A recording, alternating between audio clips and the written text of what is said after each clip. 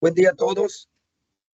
Hoy vamos a hablar de un tópico de minería 4.0, lo que es el gemelo digital de Molienda SAG, y su implementación y estrategias de adopción. Mi nombre es Álvaro Rendón, de la empresa SN Automation, y soy el director del área de investigación y desarrollo de la empresa, SN Scientific. Bueno, antes de abordar el tema, comentarles pues, que la empresa se dedica al desarrollo de sensores inteligentes con enfoque a la optimización de los procesos metalúrgicos.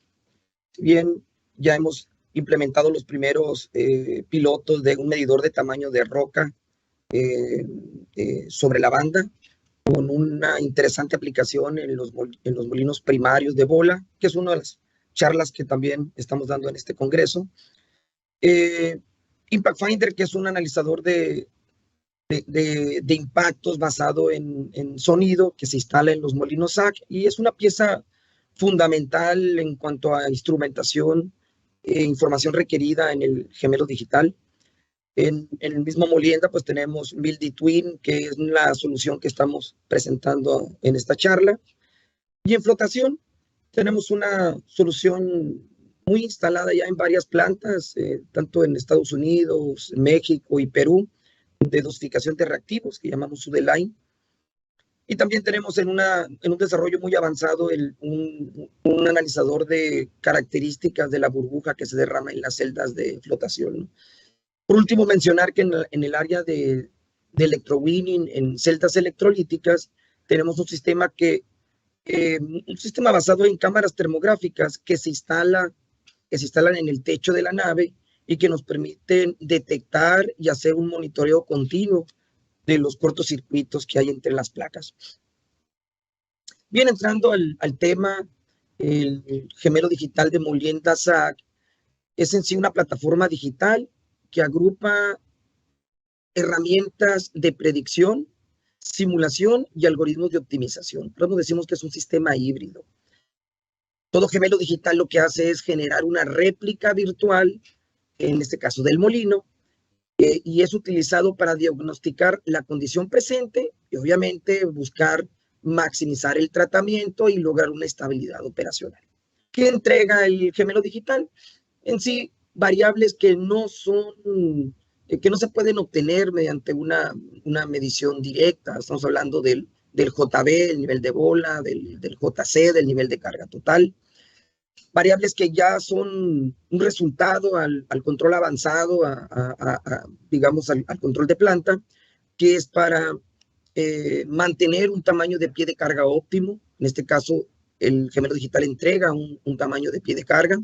Y también va monitoreando la condición de desgaste de los revestimientos, y eso implicaría poder predecir tiempo de vida útil que le quedan a estos revestimientos. Así luce un poco la interfaz de tiempo real que actualmente está en el proceso de implementación y de calibración. Si bien este proyecto empezó un proceso de pilotaje en una planta de cobre en Chile, terminó ya su etapa offline, toda la calibración y validación offline, y ahora estamos en el proceso de integrarlo al DCS y volver a hacer el ajuste y el acoplamiento de los algoritmos. Aquí es donde paso al tema de cuál es la estrategia de implementación del gemelo digital, un poquito cómo se implementa y cuál es la estrategia de adopción que estamos recomendando. Igual como es un pilotaje, esto nos va a llevar a algunos ciclos de aprendizaje, ¿no? Bien, para poder implementar el gemelo digital es importante contar con información relacionada con la condición de operación de la planta. Aquí estamos hablando de obtener información de las características del mineral, información que tiene que ver con el perfil de los revestimientos y todo el carguío de bola, que normalmente eso no se va a obtener como una información que se puede extraer del DCS. Entonces, algunas plantas cuentan con información del carguío de bola, pero normalmente no está como de forma integrada en el DCS. Entonces, ese es un tema que sí es requerido como una condicionante en el gemelo digital. Y después viene, hablando ya de la información que se extrae del molino SAC, que pasa por el DCS, que es la información en sí de tiempo real. Entonces, con estos, vamos a decir, con estos tres tipos de información, es con lo que se hace todo el modelamiento matemático y todas las reglas en el proceso de control inclusive, ¿no? A la hora de retroalimentar la información al DCS. Voy a irme por la parte de arriba, ahorita vamos a retornar en el loop, explicar la parte de abajo. Aquí paso a la parte de entregables, ¿no? Del gemelo digital. Obviamente el gemelo digital hace todo un análisis de las variables operativas, tanto que las que ya viene entregando el molino, como las que, vamos a decir, crea el mismo gemelo digital, hablando de JB, JC, tamaño de pie de carga.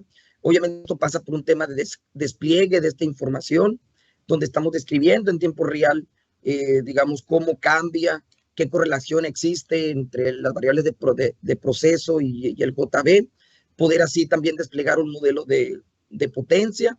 Esto nos lleva también a hacer una predicción del desgaste de revestimiento, y con esa información de desgaste de revestimientos poder disparar simulaciones DEM como un parametrizador de escenarios, ¿no? El simulador DEM es una herramienta en el gemelo digital que tiene su mayor uso en el proceso de calibración o entrenamiento de modelos, pero también es una herramienta disponible en la modalidad de runtime del gemelo digital.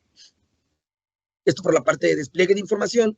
Si nos vamos a la parte de aplicaciones de optimización, por un lado, ya lo mencionaba, poder hacer simulaciones de escenarios de operación, pero también hacer la predicción de vida útil de los revestimientos. Poder decir, por un lado, cuánto es el tiempo útil que le va a quedar, y sobre todo tomando la prioridad, ¿no? Si está más por el lado del espesor de placa o por la capacidad de levante. Entonces, ahí hay diferentes criterios en las mineras con las que hemos trabajado.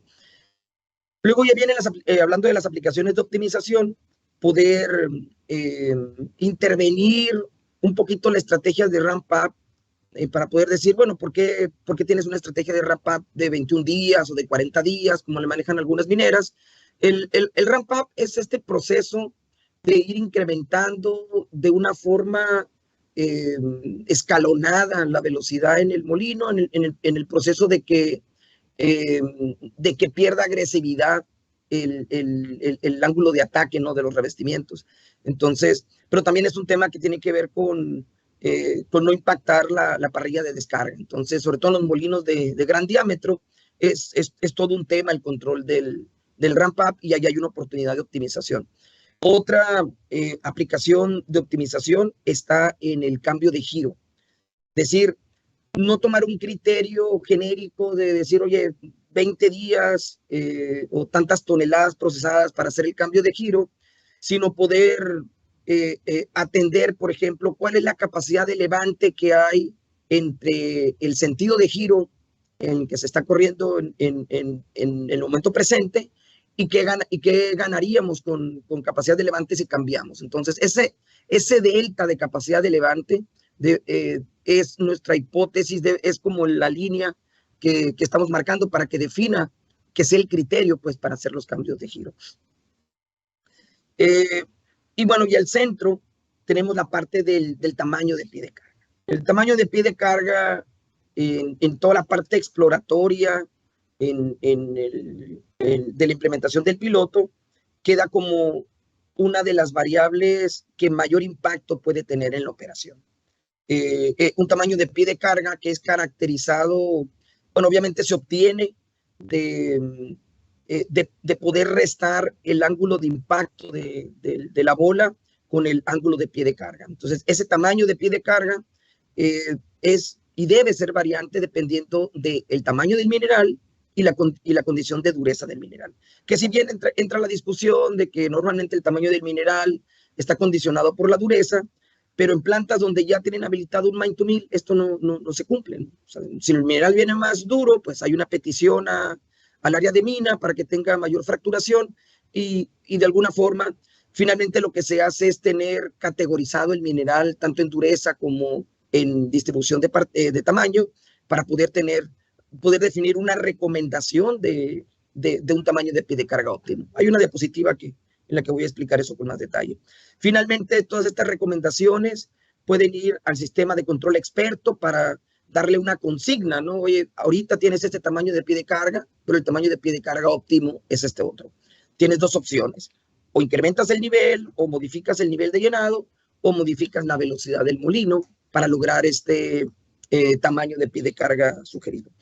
O bien, esta información viene al DCS o DCS que pudieran tener ya integrado en los bloques de MPC y poder hacer la misma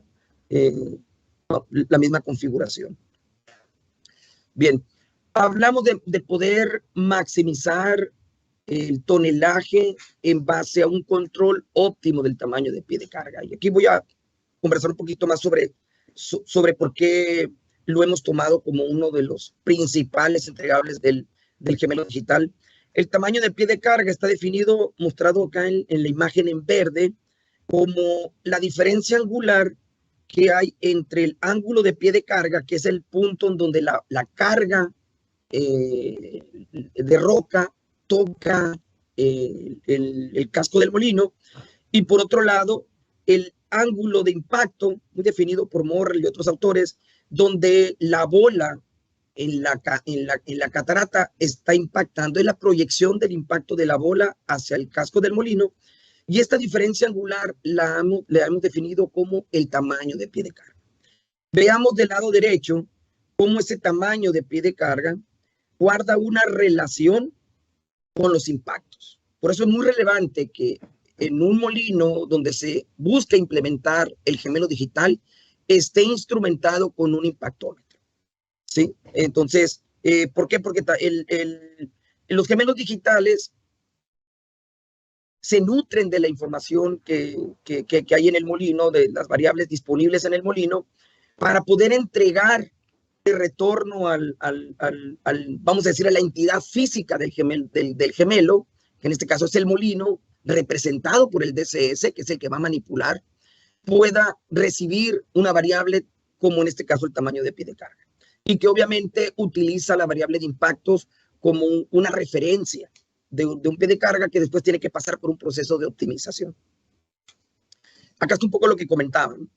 El tamaño de pie de carga óptimo para que una planta minera pueda o el molino pueda operar de forma estable, pues va a depender de la condición del mineral que está entrando. Y acá vemos una categorización del mineral. Acá se mantiene la misma variable de dureza, pero una variabilidad en la parte del tamaño, ¿no? Ya sea un mineral grueso, medio o fino, y para poder maximizar el rendimiento para cada una de esas condiciones de mineral entrante, pues se requiere un tamaño de pie de carga diferente. Entonces, esta es la obtención de resultados en la validación offline del modelo del gemelo digital. Voy a hablar un poquito ahora de la arquitectura con la que es implementado, un poco los requerimientos de cómputo que se requieren en el gemelo digital, y que al centro, en este recuadro, podemos ver que el gemelo digital requiere de 5 servidores, ¿sí? Obviamente, estos 5 servidores vamos a decir, en todo el proceso de escalamiento hacia otros molinos, pues es el cómputo requerido. O sea, no se van a requerir más servidores, si ya sea 1, 2 o más molinos. En este caso, pues, tiene un servicio que es el que despliega los resultados, que le llamamos de HMI Server. Tenemos el concepto de DT, o el prefijo DT es de Digital Twin. Entonces, tenemos un Digital Twin Hub, que es el que gestiona y gestiona toda la comunicación entre los servidores, el que de alguna forma manda los comandos de que se ejecute una simulación DEM, de que se haga el postprocesamiento de la información de una simulación DEM en el DT Models, y que toda la información y los resultados se manden al DT Database. Entonces, y todo este digamos, el orquestamiento de esos mensajes, de esos comandos, se da a través del THAP. Entonces, cuando el HMI server quiere desplegar un resultado, va al de THAP para extraerlo de la base de datos y poder entablar la comunicación, ¿no? Hay comunicación cruzada entre todos estos servicios. En sí, la información hacia el gemelo digital viene a través directamente, por ejemplo, del impactómetro, en el caso de tener instalado el equipo. Obviamente el gemelo digital con cualquier tipo de impactómetro va a poder operar. Hay una visualización, un acceso remoto y un despliegue a través del web para que puedan estar viendo los resultados. Y obviamente toda la parte de configuración del gemelo digital en plataforma VMware lo hace nuestro equipo técnico de forma remota. Esta es una aplicación que se instaló de modo on-premise, que quiere decir que se está utilizando la granja de servidores locales del cliente, donde es muy segura la parte de conectividad a Internet. O sea, esta granja de servidores no tiene conexión a Internet por efectos del tema de ciberseguridad. La conexión al sistema o al DCS se hace mediante un OPC server y el sistema está previsto para que tenga visualización mediante PI System. Entonces, como la arquitectura ya en la etapa de implementación. Ahora, voy a tomar uno de los tópicos más relevantes en el gemelo digital en cuanto a,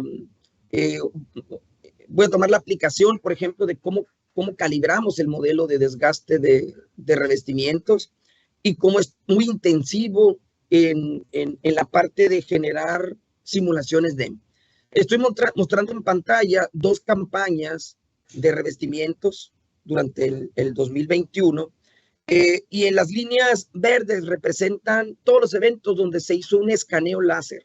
Y con ese escaneo láser, que obviamente nos van a retroalimentar la geometría del revestimiento, también se buscó dentro de esa ventana de tiempo que nos permite, donde no hay tanto cambio en los revestimientos, entre 1 o 2 días, el poder encontrar diferentes condiciones operativas, ¿no? Vaya, acá lo mostramos, ¿no? Buscamos que hubiera cambios de velocidad, entre velocidad mínima entre 7.86 y 9.89, que hubiera cambios en la potencia entre 11 y 15 megawatts, en niveles de llenado entre 18 y 30, es decir, más o menos construir y seleccionar condiciones operativas que nos permita desarrollar un diseño de experimentos, o sea, tener variabilidad entre las variables de proceso.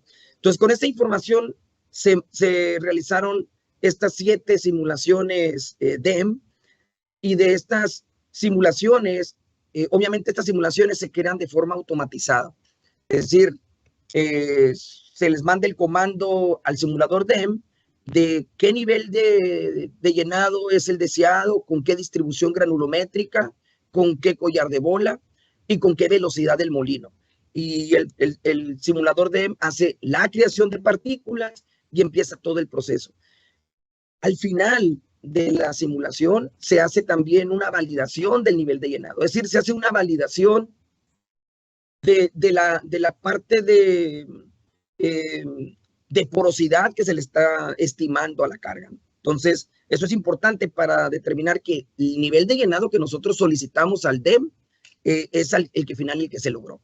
Y eso lo hacemos en esta tabla, ¿no? Al final, cuando se detiene la simulación, se hace una medición virtual del llenado, ¿verdad? Pero obviamente se obtienen todos los parámetros de acomodo de carga, ¿no? El pie de carga, el hombro de carga, se determina el nivel, se asegura de que el nivel de llenado no tenga desviación, pero el parámetro importante en el proceso de calibración del simulador DEM es poder empatarlo con una potencia medida. Acá está el valor, se hace la referencia es la potencia experimental cuando se capturó el momento que se quiere mandar simular y el valor obtenido por la simulación. Y obviamente en el proceso de calibración se busca que entre todos, o sea, que para los mismos parámetros de simulación, me refiero Los parámetros calibrables en el simulador. Los parámetros calibrables en el simulador DEM son los ángulos de fricción del material, tanto de la bola como de la roca, y algunos parámetros de la calibración física, ¿no? de los postulados de Newton. Entonces, esa es la parte que se calibra, pero una vez que se calibra, se mantienen esos parámetros de calibración para todas las simulaciones y se busca que digamos, el error en la potencia esté por arriba del 5%, que fue la primera etapa que se hizo. Ahora sí, con un simulador DEM ya calibrado, entonces se puede proceder a calibrar lo que es el desgaste de revestimientos. Hicimos varias etapas para poder, vamos a decir así, encontrar todos los elementos que pudieran describirnos el desgaste de revestimientos. En unas primeras etapas no considerábamos la dureza del revestimiento, no la superficial que se tiene por diseño, sino toda la dureza que se tiene en la medida que se va desgastando el revestimiento. Entonces, en la última versión en la que estamos trabajando, que ya se terminó, que ya se incorporó en el simulador DEM, es poder entregar una geometría del molino, pero también una dureza de cada punto de esa geometría del molino. Entonces, pero todo esto pasa en un proceso con una interoperabilidad de muy alto nivel. Ahora, además de entregar un JC, un JB y toda la información de partículas, también se entrega los 41 puntos de dureza. Acá lo vemos en esta imagen. La geometría del revestimiento la describimos con 41 puntos de altura. Ahora, pero esos 41 puntos de altura van acompañados de un parámetro de dureza. Este es un modelo que si nosotros le entregamos, vamos a decir que a media vida de los revestimientos, le entregamos una geometría, el modelo nos va a entregar 41 valores de dureza. Entonces se genera la geometría, se manda a simular. En el simulador nosotros podríamos estar monitoreando la condición de desgaste, como se ve en esta parte de aquí, pero aquí lo relevante es que nos empiece a entregar toda la información para poder ir haciendo una calibración en línea del desgaste. Entonces, eso es lo relevante, que ahora el parámetro de división de dureza en el modelo de desgaste es un modelo que está acoplado con la geometría. Acá podemos ver, por ejemplo, que una vez que termina el proceso de simulación y que podemos estar viendo cómo va avanzando el desgaste. Por ejemplo, acá tenemos el reporte. Una vez terminada una simulación a los 30 segundos, tanto el desgaste total en milímetros como el rate de desgaste en milímetros por segundo, y eso nos permite después tomar toda la información de desgaste,